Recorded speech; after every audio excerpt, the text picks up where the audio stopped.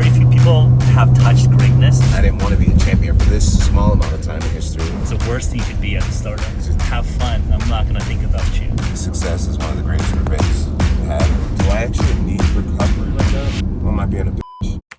All right, we're hanging out again. Yes, sir. We're running it back. Albuquerque, New Mexico. I'm here on the Sandia Mountain, creating some amazing content, having good times. Yeah, I think we both got a lot of good feedback just for the behind the scenes car conversation. It's a very unique setup where people know that you don't like having just like podcasts or just like people interviewing all the time. But I think just like the setup of having car right in between sets, we can just riff more naturally. It's a cool setup. Orienting. But I think before we had Joe turn on the camera, we're just talking about you can't shortcut the time it takes to build trust and then build world-class expertise, right? Because I think everyone wants to become a billionaire in one day or become like a world champion in one day. I think you're in a very rare spot where you became world champion very, very young, and being at the number one spotlight for a decade plus. This shows like a resilience and durability that very few people get to access. Because I think a lot of people will tap it in a little bit, but they don't know how to hold on to it. The one-off. Yeah. Yeah, in the MMA space, we always say how, and I don't agree that it's easy to become a champion, but it is easier to become a champion than it is to be able to sustain that level of performance and being able to exceed your own expectations. You got your first belt off of Shogun Hula, right? Yep, 2011. Were you nervous or stressed out, or were you just like, yo, this is dope? No, I wasn't nervous at all. I actually felt like I was just completely in my element. I felt like I was born to be in that position. All my shortcomings and all the work that I had put in life led me to that position. Yep. And I felt at home, like I was exactly where I deserved to be. You felt like because you were young and early in your career, you didn't know how hard it would be to hold and defend multiple times, that naivete helped you? Yes, I do. You know, wrestling in college, I was used to high level competition. I was used to people goal chasing and competing against other people that hadn't made it yet. Yep. You know, and I think I still had that same mentality. Yep. When I got to the UFC. I was a person with a lot of unfinished business in the wrestling world. I had the mentality of a person who hadn't made it. So even when I became world champion at such a young age, I still knew that I had a lot of life ahead of me. You know? And I didn't want to be a champion for this small amount of time in history. Yep. I knew that I had to do extra work to hang on to it for the majority part of my life. And as of right now, you know. It just reminds me, because I came up in a very different world. I came up in Silicon Valley, where the parallel of this is like you make a $1 million, billion-dollar company, become like super wealthy and really well known in the business world. But I think that youthful energy, that naivete, that chip on shoulder, not knowing how hard it is to retain. I feel like now that as we're both older in our careers, the holy grail is how do you maintain that youthful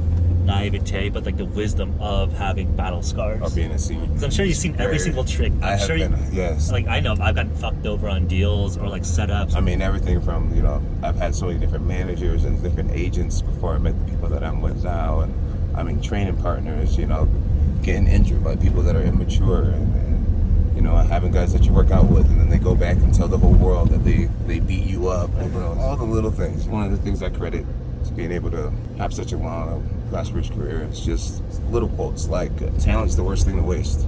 You know, just little things like that I just preach to myself. Or something as simple as like, John, why do you do certain things? It's because you can. I constantly remind myself that, John, I can do it. I've done it before, and you can do it one more time. And I feel like I've just learned a winning recipe, a winning formula. Now it's like, do you have the energy that it takes to do what you know you're capable of? I think a lot of people, they allow all of their stars to align, and they'll achieve something that they want forever. But after achieving it, there's a complacency that a lot of people start to experience. You know, when you're not hungry anymore, it's hard to do the extra. I think what's allowed me to be around for so long is just knowing that I'm capable of doing it, and now asking yourself, are you willing to put in the work to replicate what you've done? Because once you're in the top position, now you have to actually outwork the person that you were. So I'm always trying to raise the standard, not compare myself to other athletes, but my own standard. You know, if I could swim X amount of laps one year, then even though I'm a year older, I genuinely believe that I should be able to swim more laps the next year. One nuance that I'm curious to get your thoughts on is that I say, like, yes, I've done this before, I've been here before, and I can do it. But one slight reframe that I like is that I tell myself, I get to do this. You don't have to. I don't have to do this. I get to do this. We're blessed to be able to just do what we want to do. Like, you don't have to do this. Yeah. I get to do this. Yeah. I know we both have a bunch of veteran friends where, like, there are people that literally can't do anything, but we get to. Yes. So when I just feel like, okay, like, I have so much to be grateful for, you come from a place of abundance. When I feel depressed, I'm like, oh, I just like get tired. It's like, no. I get to do this. You do. I'll, like, talk shit to myself to get me up, right? Like, there's, like, the David Goggins, like, you're a piece of shit. Like, oh, the inner bitch. yeah, like, like, do you have that? Like, I feel like it's a very masculine thing. When I talk to my female friends, they're like, they're like, they don't get it. They like, or it's like very toxic to them or very intimidating to them when it's like, hey, like, don't be a bitch, don't be a pussy, right? Yeah. Like, maybe it's a masculine thing. Like, I definitely tell myself something, hey, don't be a bitch, don't be weak, like, fucking man the fuck up. I'm right there with you. Yeah, I call it the inner bitch, and one of the ways I get through it is just by acknowledging that some days I'm so sore. Every trainer will tell you the importance of muscle recovery, and then there's a fine line between, do I actually need recovery right now, or am I being a bitch? And I try to remind myself that there's guys, you know, some of our military brothers and sisters, they get seriously injured, you know, not hurt like a lot of us civilians, straight up, like, but really injured, you know, and their job is to get up and get out there and get after it again. You know, some of these guys have just fought the day before, and you know, they get less than 24 hours of rest, and then they got to get back after there and face the unknown. Some of these guys just lost a brother, you know, they have a fallen brother or sister, and could have been their best friend, and they have to re-regulate their emotional state and get back out there and do their job as if the rest of their family depends on them. Yeah. So these are things that I remind myself. It's like, John, you live in one of the best countries in the world where you get to get massages and you get to have sports psychologists and you get to sleep in a comfortable bed and you get to wake up and see your kids and you get to go to sleep next to your girl every night. And so instead of feeling hard on themselves, like, oh, my job is so hard and oh, my load is so tough to carry, you just remind yourself that it's actually a huge blessing to be in our position, to be pursuing our dreams and getting compensated for it. Definitely helps keep things in perspective. Yeah, I'm curious about, like, the chip on shoulder, that hate or like the anger motivation. Like, definitely that's been a powerful driver for me personally, right? I don't think it's like very like PC to talk about, but you know, when I talk to the best in the world, like, there's some sort of like insecurity or chip on shoulder or need to prove themselves. I think it's very, very common. So I know we've talked a little bit about just like, there's that fear. How do you channel that fear, or how do you channel that insecurity? Yeah. And I feel like it's not talked well enough, because I think when people see a world champion or the best in the field, like, of course, they're super confident, super charismatic, they're almost like talented to be there. I feel like the talent trap is the worst trap, because when you're talented, you can get away with things. Yeah, that's true. I was like very good at school where I didn't need to study and was getting perfect SAT scores, but then you get to the highest levels where you're competing with like math Olympiad gold medalists and international, and you're like, these guys are just as smart, if not smarter than me in terms of raw talent. We're also like grinding, and I think that put a chip on my shoulder where like I never want to feel like I never fully actualized my talent. Earlier in my life, I should have been national champion, not just state champion. Some of those like early losses where it's like, damn, I just knew I didn't prep enough. You feel like your past failures is what's driven you so far now? Yes, because I don't want to lose again in the same way. Wouldn't like that. Like, I'm sure that there's been times where like you didn't even have like training camps, or you're like partying the week before, but you still kind of won. And you're just like, fuck, I could have fucked it up. I've tasted defeat in the ring in the moments when my fights have been close. Exactly. Alexander Gustafsson being the first time it happened. Daniel Cormier, some people feel like Daniel could have won those fights. Dominic Reyes, a lot of people feel like Dominic Reyes won that fight. When you have a whole fan base of people swearing up and down that, you know, I lost certain fights, it definitely motivates me to make the next fight that much more dominant. One thing about me personally, I've never had a fight where people thought I lost or I didn't perform well, and then have come back and not performed well again. Yep. If you catch me on an off day, know that when I'm back, you will see me at my absolute best. What is that internal narrative for you? Are you like, damn, I wasn't as good as I could have been? Muhammad Ali said, I'll show you how great I am. That's something that I try to keep in my head when it comes to training and preparing for the next event. For example, with Cyril Gain, people thought that I looked older. They thought that I looked slower, not as smooth as normally. And I came back against Stipe Miocic, and people were like, that looked like the John Jones of old. I think success is one of the greatest revenge you can have against your naysayers. I agree. That's the way I deal with haters or people who doubt me is I outwork them and outperform them. Yeah, that's similar. The way I deal with haters is like, hey, you're watching me. Right? I like that. I like that. Yeah, you're sitting there on your couch critiquing a person who's out there in the middle of the field. And you're paying me. Your eyeballs are giving me money. Critics don't get statues. Well, I think very few people have touched greatness to even know what the mindset should be like. I think the people that touch like a W and then they just give up, I don't think they are thoughtful enough of understanding what got them there. For me, what I do is I surround myself with youngsters. I surround myself with people who are still incredibly hungry. You know how like hound dogs chase rabbits on the track. That's what I try to do. I try to keep rabbits in my life. People who still want it, still getting after it, still dreaming. I think that takes like a vulnerability to be able to do that, because you become top of your field, you get an entourage, you get a bunch of yes men, and then I think maybe you can get away for a while, but at a certain point, I think a lot of people get detached from reality. Yeah. Because no one wants to tell you, hey, you're improve this, hey, change this, hey, you're slipping here. It's just human nature, right? Like, it's very hard to challenge authority, or it's very hard to challenge someone that pays your bills, right? Because I think when you see just giant entourages, everyone's on the payroll of that person. I love the friendships that I have. A lot of the guys that are on my team, I mean, we've been around each other for 10 years plus. Yeah. I may be one of the direct sources of where money comes from. We have a trust and a friendship where they know that they can tell me exactly what it is. Nobody on my team feels as if their job is on the line. That everybody on my team is very secure, knowing that if you're my guy, you're my guy. Yep. No matter who comes along, no one's getting between that. Yeah, it's a great infrastructure. They trust me. They trust that I'll always put my best foot forward. They trust that I won't be lazy, that I'll get out there and try to make as much money for all of us as we can.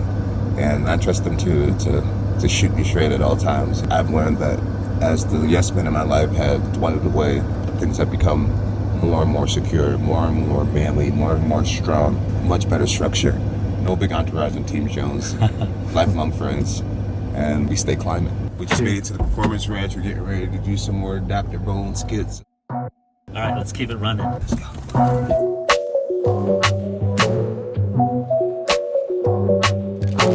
You guys have just made it to an episode of Yellowstone here. Blackstone. Yeah. Black and yellow. Yeah, Dude, I posted what people want us to talk about, and we got a ton of replies. If John Jones wasn't a fighter, what would he be? I believe that I would either work in the church somehow, or maybe with young men, like troubled youth type of thing. I've definitely been through my share of controversies in my life, and I feel like I have a lot of knowledge to give to the youth. And so I could see myself going down that route, giving back in that way. Young men don't have good role models. I think it's just a consistent theme that I hear all the time. It's really sad, yeah. Especially in America, I feel like our homes are becoming more and more broken, and seeing young men grow up, fatherless, and just seeing families broken up. I really think that's why we are in the state that we are in today. Because I think there's like modern culture almost thinks masculinity is dangerous or toxic, but it's like that message doesn't work when literally half the country is men. They're looking at role models, and it's like, okay, if you want to be a masculine man, you're toxic, and then it's like, what? Like, who are you supposed to look up to? Yeah. But I think that's where I think there's been a giant reversion back to yourself, and elite athletes and combat sports athletes are these role models that have that platform, because physical prowess is a basic form of masculinity. I think there's something instinctive around just like respecting people with physical prowess. So whether you like it or not, like the stature you have of being the best in combat sports thrusts you into that spot, whether you like it or not. I do agree. I do feel like it gives me a certain amount of responsibility to try to be a role model and to embrace my masculinity and being dominant, being aggressive at times. I think Jordan Peterson probably popularized the line, but if you're not dangerous, you're harmless. You want to be dangerous and controlling. I feel like restraint is something that some of us have to work on, as we develop as human beings. Just learning when to walk away, learning how to control anger. Part of dominating is to be unrestrained, right? Like, you had to have crazy confidence, ambition to be like, yo, I'm gonna beat the fuck out of everybody that's in my way. So like, there's something about you that is unrestrained, like that ambition, that competitiveness got you to where you're at. So like, what is that balance between unconstrained power to dominate in your field but not being so caught up in your ego that you destroy yourself. Just that pure confidence and then the humility, right? Yep. And it's a juggle that we have to find. And I feel like it comes with time. And sometimes it takes just life experiences, bad experiences, to kind of teach us where we want to be. Tim Mackle13 asks, do you want to get your black belt in BJJ? I didn't realize, but you're a purple. Yes, I'm a purple belt. But I know that, and you know that you could beat the fuck out of essentially 99.9% of black belts out there. Jeffrey said that. Yeah. I'll brag for my boy. That's funny. Yeah, so I'm a purple belt. I've been with Gracie Baja now for probably 6 years or so, 7 years. And I don't like to train in a gi because I compete bare-chested or no gi. So my professor tells me that, in order for me to ever become a black belt, I need to spend adequate amount of time in the gi. Okay, so if in a gym, a coach, that's very traditional. Very traditional. He's not gonna just like give you the black belt for being the double champion. No, but sometimes, I like to make fun. When the guys tease me about being a purple belt, I also remind them that I have the ultimate golden belt in combat sports. But being a black belt definitely symbolizes a lot. Patience and just years spent committed. And it's something for me to aspire towards getting after I retire from the octagon. Cool. Casey Harris 8, why he has so many haters? Will he continue to praise Jesus through it all? Hey, that's a great question. I appreciate you asking that. Definitely love Jesus. That will never change. That is the God that I serve. And he's the God for me and my family. As far as haters, I feel like if you don't got no haters, you must not be doing something right. I've had some years where I felt like people didn't give a crap what I was up to. Those were years where I wasn't really striving for goals. I wasn't making any noise. I wasn't achieving anything. And I was just existing. Yeah, I think if you have no haters, it means you're not pushing any boundaries. You're making no noise. You're not making anybody uncomfortable. You don't have an opinion. And I feel like as men, we're put on this earth to leave a stamp of some sort. Yeah. Leave your mark, to have an opinion, to have a voice. Yeah, as a venture capitalist or in Silicon Valley, if there are no competition or no one's shitting on your business idea, it means you're not polarizing enough, right? Like if it's status quo milk toast level thing, then it's like, okay, cool, like have fun, right? Like that's the worst thing you can be, I'm sure, as a public figure or a celebrity or an athlete. And it's the worst thing you could be as a startup. It's just not relevant at all. It's just like, yeah, okay, have fun. I'm not gonna think about you because it means they're not doing anything interesting. There's nothing to talk about. P. Thornton 209. Talk about how the earth is flat and government are hiding it. That's not a topic for me. I personally think the earth is round. I agree. What do we know? No, we know. You actually look at a lot of the Greek philosophers that are actually plotting out with the stars and the trajectories and the angles. You can actually kind of measure like the obelisk height and the shadows. I mean, it's just a lot of like interesting experiments with basic trigonometry. You can kind of figure this stuff out. So I was thinking it's round like your mom's butt, Pete. That also is a good analogy. See, that's why John's the GOAT. Makes it simple. Peak John versus Peak DC at heavyweight. Would it be different? Peak Bones versus Peak DC at heavyweight? Yeah. I believe I beat Daniel Cormier at heavyweight worse than I beat him at light heavyweight. I feel like my speed has transferred over in a way that his hasn't. I think I beat him up pretty worse at heavyweight. I kick harder.